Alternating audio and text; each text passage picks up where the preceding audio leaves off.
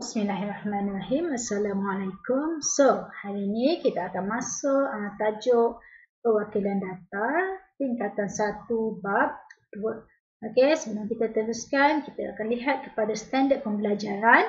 Okey, apa itu standard pembelajaran, apa itu sistem nombor perduaan dan juga nombor perpuluhan sebelum kita melaksanakan aktiviti pengukuhan ataupun aktiviti pemanas sebelum sambung ke tajuk minggu hadapan. So, kita mulakan dengan standard pembelajaran.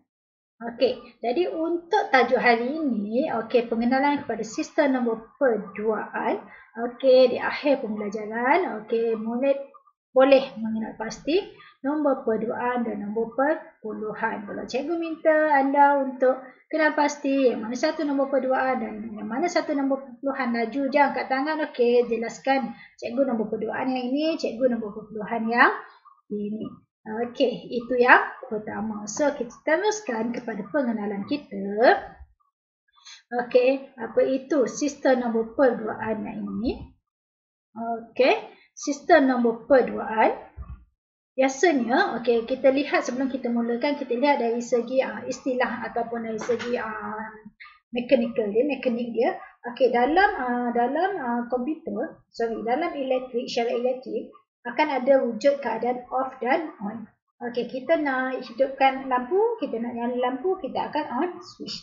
Kita nak tutup lampu, kita akan off switch. Kita nak nyalakan ataupun kita nak hidupkan mesin basah, kita akan on. Okey, kita akan tekan switch on. Nak matikan, kita tekan switch off. Semua sekali isyarat elektrik akan kita gunakan on untuk hidupkan dan off untuk mematikan ataupun memadamkan peralatan elektrik tersebut. Okey, itu yang pertama. Kita lihat pula berkaitan dia dengan komputer. Okey, dalam komputer, data yang diwakilkan dalam komputer hanya menggunakan digit 0 untuk off dan digit 1 untuk on. Itu yang perlu awak tahu. Dalam komputer, okey, data-data yang diwakilkan dalam komputer, voice saya, okey, voice yang saya ni, audio, gambar saya ini, okey, apa yang awak lihat di sini semua dalam komputer, okey, diwakilkan dengan digit off, dengan digit 0 ataupun 1. Okey, jelas? Okey, so dekat sini semua data yang diproses oleh komputer perlu ditukarkan kepada format apa ni? Pada format nombor perduaan. Semua data yang komputer akan proses perlu ditukarkan kepada format nombor perduaan. Okey, tak boleh guna format yang sedia ada. Contoh format sedia ada, saya kata saya, S-A-Y-A. Okey, awak nak hantar dekat komputer dalam keadaan S-A-Y-A, tak boleh. Okey, perlu ditukarkan kepada format nombor perduaan. Okey, jangan pening-pening. Okey, ini cuma pengenalan, jadi kita akan tengok. Okey, seterusnya. Okey, sambungan. Okey, suatu program komputer ialah satu set arahan. Okey, siapa yang cipta set arahan ini? Siapa yang sediakan set arahan ini? Ialah pengatur cara. Okey, pengatur cara menuliskan kod komputer yang terdiri daripada set arahan. Pengatur cara kita, awak belajar ASK ni, kita anggap diri kita sebagai pengatur cara. Kita anggap diri kita sebagai programmer. Jadi, programmer yang akan menulis kod-kod arahan ini. So, bila kita kata set arahan, maksud set tu apa? Okey, maksudnya akan ada satu arahan yang pertama, ada arahan yang kedua, ada arahan yang ketiga. Okey, kesemua arahan ini akan digabungkan menjadi kita kata satu set arahan yang lain. SOP, prosedur, standard prosedur dia apa? Standard SOP buka sekolah macam mana? SOP murid dalam sekolah macam mana? SOP murid keluar sekolah macam mana kan? COVID kan? Okey, SOP tu ialah set arahan. Samalah juga dengan yang ini. Okey, yang ini adalah set arahan untuk dalam komputer. Okey, so kita tengok pula kepada yang ketiga. Okey, setiap set ini akan diterjemahkan kepada set kod mesin. Okey, apa-apa sahaja yang pengatur cara tulis, apa-apa sahaja yang kita programkan, semuanya akan diterjemah kepada kod mesin. Okey, kalau kita kata contohlah kalau kata pengatur cara kata, okey, sila on, okey, buka komputer. Okey, jadi buka komputer ni akan diterjemahkan, okey, akan diterjemahkan kepada kod mesin. Kod mesin ni apa? Okey, nanti kita akan tengok apa itu kod mesin, okey? Ataupun nak mudah, kod mesin ialah nilai-nilai ataupun digit-digit yang terdapat yang boleh difahami oleh komputer. Okey, contoh muzik, dokumen, gambar dan juga maklumat. Okey, muzik ni kita nampak, okey, awak nampak wajah saya ni? Okey, awak dengar suara saya ni? Okey, awak nampak ini gambar ni, paparan yang ada di skrin awak. Okey, semua maklumat ini apabila sampai kepada komputer, semua ini akan diterjemah dalam, kita kata dalam kod mesin. Okey, jelas ya untuk pengenalan. Okey, next. Kita tengok next. Okey, fikirkan. Okey, sila lihat ada dua gambar. Okey, satu kita nampak macam komputer lah. Satu lagi, okey, ada dua individu A dan juga individu B. Awak boleh nampak dalam otak dia ni berselirat apa ni, wayar ke apa dan bersambung. Okey, ini kita panggil sebagai analogi kepada yang ini. Okey, awak tengok yang ini. Ini gambar yang pertama, gambar yang kedua ni adalah analogi untuk kita memahamkan,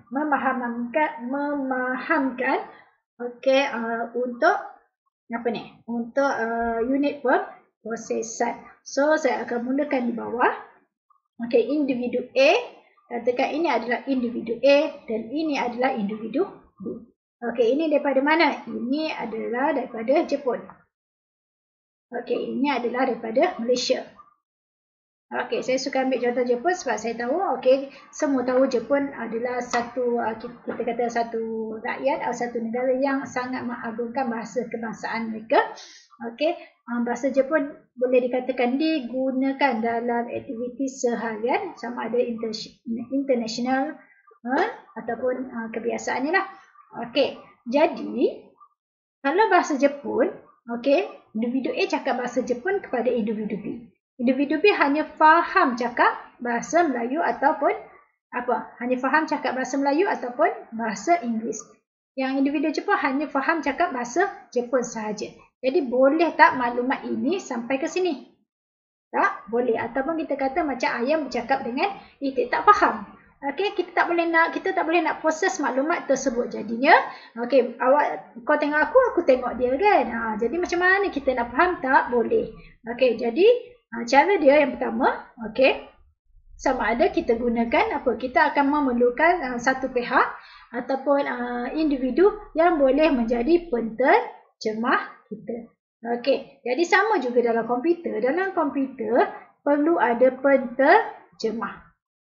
Okey, ataupun kita panggil sebagai translator.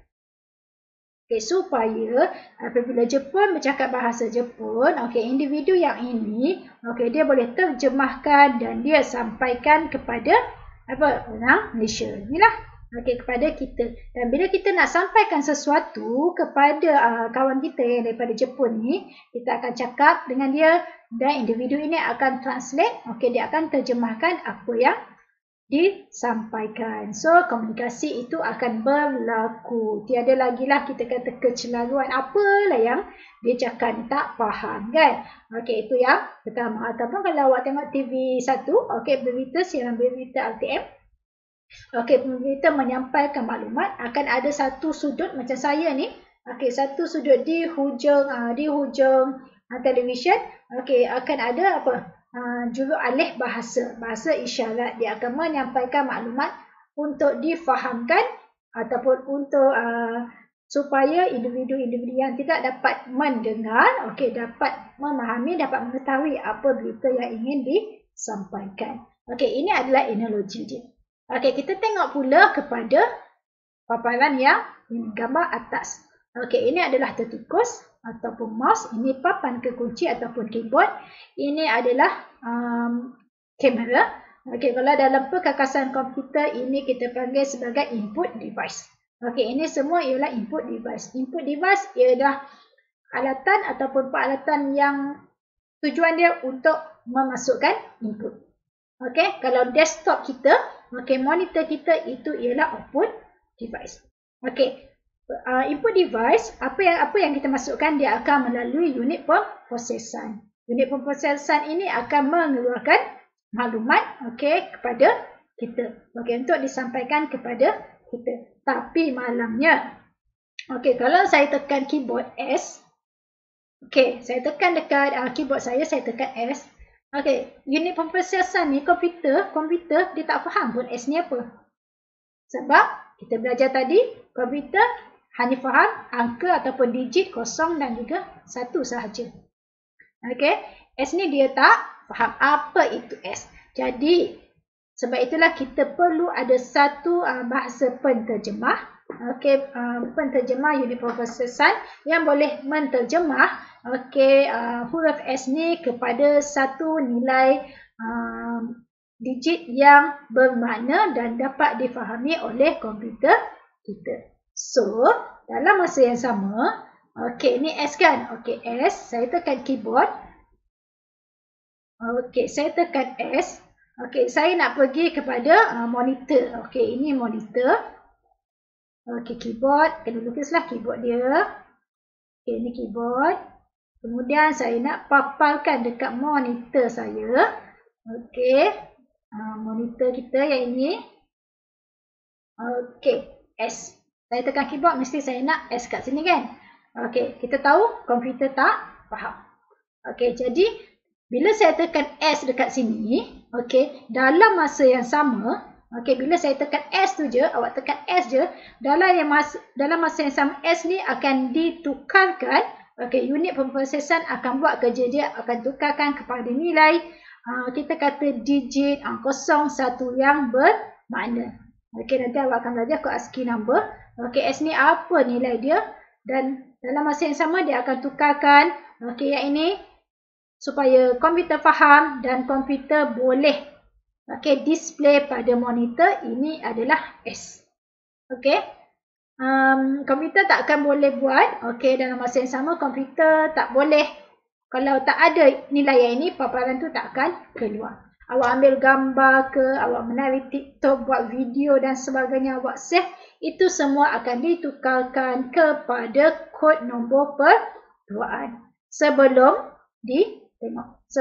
dipaparkan. Saya tekan S. Okey, dalam yang masa sama, okey, komputer bekerja, okey, prosesing dalam komputer bekerja, dia akan tukarkan kepada kod number, okey, sebelum dia display. Awak ambil video, dalam masa yang sama awak ambil video, awak post dalam masa yang sama, semua video pergerakan awak akan ditukarkan kepada binary code. Okey, itu yang perlu dipahami, dan kita anggap sebagai unit prosesan ini adalah sebagai penterjemah supaya kita dapat berkomunikasi antara komputer, antara input dan juga komputer. Okey, bila saya tekan S, komputer tak faham S, dia tukar kepada code number dan dia akan paparkan. Jadi komunikasi itu ada. Okey, itu dalam komputer. Okey, next. Kita pergi kepada seterusnya. Okey, apa dia nombor perduaan dan nombor perpuluhan? Okey. Yang pertama, kita kenal dulu nombor perpuluhan. Nombor perpuluhan ni, selain daripada nombor perpuluhan, kita panggil juga sebagai sistem asas 10. Okey, sistem perpuluhan ataupun nombor desimal. Okey, ini nama dia. Kalau ada keluar soalan, ini adalah nama-nama untuk nombor perpuluhan. Okey, digitnya, okey, terdiri daripada 0, 1, 2, 3, 4, 5, 6, 7, 8, 9. Asas 10. Okey, asas 10 dia ada 10 nombor tapi bermula dengan digit 0 hingga digit 9. Okey, dan ia digunakan dalam kehidupan seharian. Maksudnya kita manusia, kita guna nombor perpuluhan ini. Okey, sebab kita ialah manusia, kita bukan robot, kita bukan mesin, jadi kita mudah faham dengan nombor perpuluhan. Berbeza pula dengan nombor perduaan. Okey, nombor perduaan kita tengok, okey, dipanggil sebagai sistem asas 2. Bukan sistem asas 10 ya. Ini dipanggil sebagai sistem asas 2. Okey, ataupun sistem perduaan ataupun nombor binary atau binary number. Okey, digit dia bermula dengan 0 dan juga 1. Ada dua nombor bermula dengan digit 0 dan juga 1. Kalau soalan tanya, berapakah jumlah nombor perduaan? Okey, jumlahnya 2. Okey, nyatakan digit 0 dan juga 1. Okey, digit 2 tak termasuk. Okey, yang ini digit 10 tak termasuk. Okey, sebab dalam komputer, okey, nombor kita bermula dengan 0. Tapi kalau awak belajar maths, yang biasa kita guna nombor akan bermula dengan 1. Tapi dalam sistem komputer, kita belajar komputer, permulaan nombor mesti bermula dengan 0. Okey, jelas? Okey, dan digunakan dalam sistem komputer. Jadi sistem komputer dia hanya kenal digit 0 dan juga 1. Okey, kalaulah kata kita ni manusia guna digit 0 dengan 1, nah ya. Pening. Okey, kita nak pinjam duit. Okey, kawan pinjam duit RM10. 10 tu kita nak tukarkan kepada asas 2 agak susah. Ataupun kalau kita guna perkataan biasa, okey, awak tak akan dengar perkataan seperti ini. Awak mungkin akan dengar perkataan seperti awak akan hanya dengar angka-angka yang terdiri pada 0 dan juga 1 sahaja. 1010 11101010. Itu sahaja. Macam mana kita nak tukar kita punya maklumat tersebut untuk dipahami? Agak susah. Okey, sebab kita perlu menghafal setiap A ni ada kod dia, A ni ada nombor binary dia, B ni ada nombor binary dia. Apa lagi? 10 tu nombor binary dia lain. Jadi untuk manusia kita guna nombor perpuluhan. Okey, jelas ya? Okey, so itu ya yang pengenalannya. Makin next kita pergi kepada sistem asas 10. Okey, ini adalah asas 10. Okey, jadual 2.1 menunjukkan nilai digit-digit bagi nombor 345. Okey, kita tengok. Ini dah senang. Okey, so dalam asas 10 kita panggil 345 ni sebagai 345. Sebab nilai asas 10 itu juga mengandungi sah, puluh, ratus dan juga ribu. Okey, awak tengok dekat sini. Okey, ini adalah sah. Okey, ini adalah puluh. Ini adalah apa? Sini, okey, sorry. Sini ialah ratus. Sini ialah ribu. Dan sini ialah puluh ribu. Sebab itu bila kita sebut 1, 10, 200, 250, 40,000, 50,000, sejuta dan sebagainya. Sebab angka itu sendiri yang berada dalam asas 10. Okey? Jadi macam mana kita nak dapatkan nilai-nilai digit bagi nombor 345 ni? Okey, sifar bagi asas 10, bukan asas 10 je, asas 2 dan sebagainya. Sifarnya ialah bermula dengan 10 kuasa 0. Okey, ini table. Okey, tak nanti. Sekejap. Okey, ini table. Jadi table ni akan bermula dengan 10 kuasa 0, 10 kuasa 1, 10 kuasa 2, 10 kuasa 3. Okey, jadi yang perlu awak faham, 10 kuasa 0 tidak akan sama dengan 10 kali 0. Okey, 10 kali 0 ataupun apa-apa sahaja digit, awak ingat apa-apa sahaja digit yang power dengan 0, yang dikuasakan dengan 0, jawapan dia mesti 1.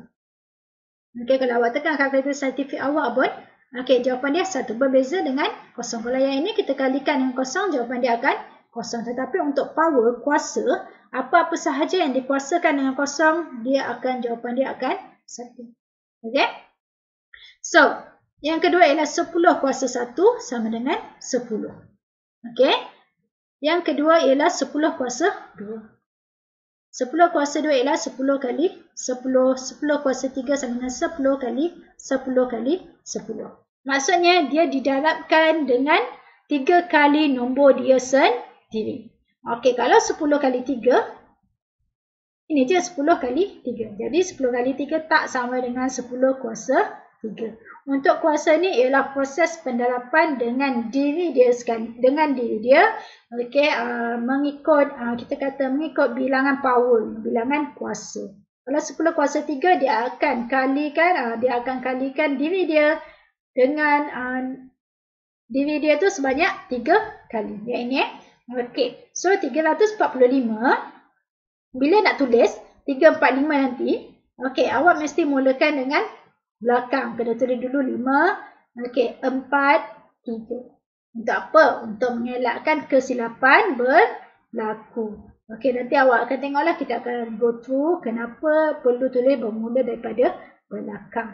Kalau awak tak biasakan tulis dekat belakang, selalunya bila exam ramai yang salah disebabkan careless mistake yang ini. Jadi biasakan untuk ASK, okey, asas nombor, biasakan untuk tulis dulu nombor daripada belakang. Jadi kita tahu 10 kuasa 0, 1, 10 kuasa 1, 10, 10 kuasa 2, 100, 10 kuasa 3, 1000, 10 kuasa 4 ialah 10,000. Jadi ini 5, okey 5 kan?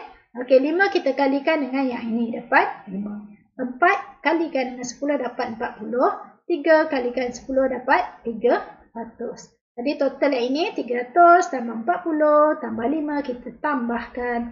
Maka jawapan dia ialah 345. Okey, sama juga dengan ini. Nilai 207. Kita buat jadual. Kita isikan dulu 7, 1, 0, 2. Okey, 7 ni kita tahu. Okey, 7 kali dengan 1, 7. Okey, 1 kali 10 sama dengan 10. 0 kali 1, 0. 2 kali 1,000, 2,000. Ini hasil tambah, maka jawapan dia ialah 2017. Okey, ini untuk Sheffield asas 10. Okey, baru awak tahu kan macam mana datang Sheffield asas 10. Okey, next. Kita pergi pula kepada asas 2. Okey, ini adalah jadual bagi asas 2. Awak tengok sama sahaja.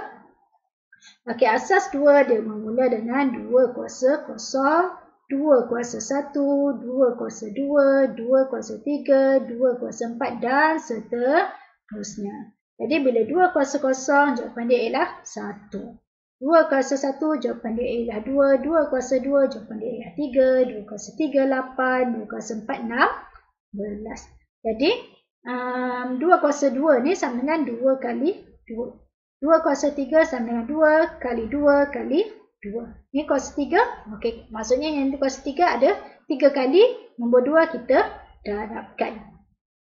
Okey, next ialah 2 kuasa 4. 2 kali 2 kali 2 kali 2. Okey, kita akan darabkan 4 kali dengan nombor dia sendiri. Okey, sampailah nanti 2 kuasa 7. Okey, 2 kuasa 8. Nanti bila banyak-banyak ni awak dah confused. So, nanti bila buat jadual, saya akan ajar. Jadi, nak mudah, okey, 1 kali dengan 2 dapat 2 kan? Okey, 2 kali dengan 2, apa? Dapat 4.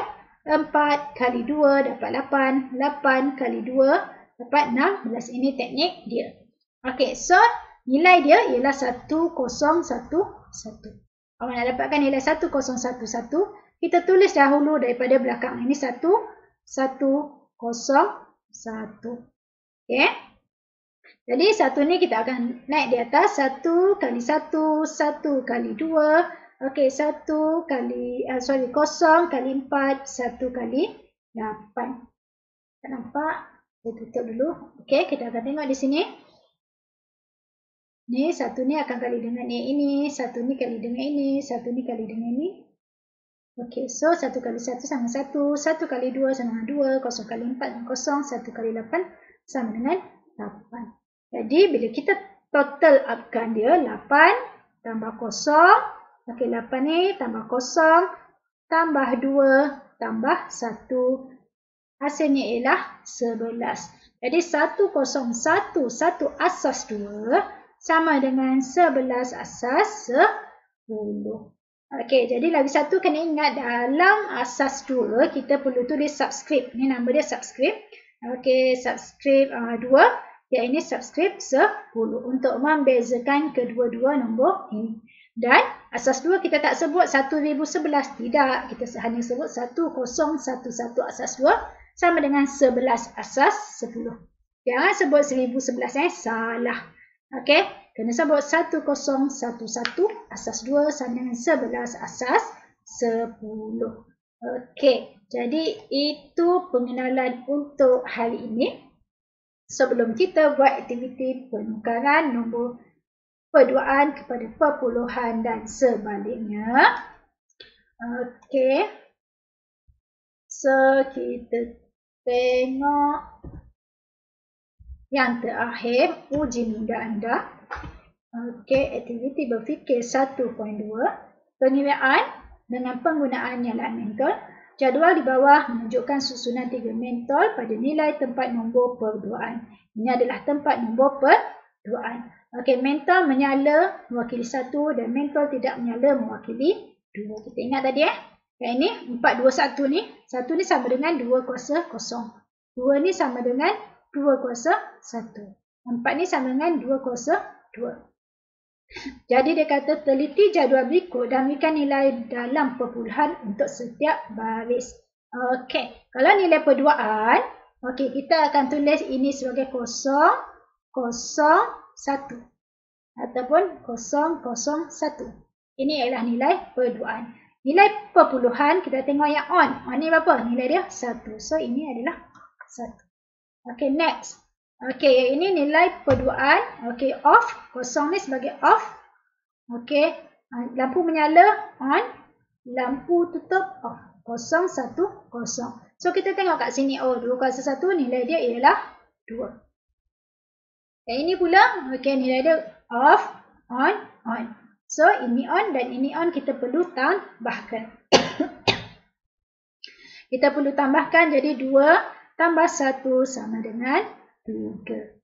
Yang ini nilai perduaan 1, 0, 0, on, off, off. Okey, apa dia yang on? Okey, 4. So, ini adalah 4. So, kita boleh tahu. Okey, nilai perpuluhan 1. Okey, dalam kod mesin, nilai dia ialah 001. Okey, nombor 2, kod mesin 010.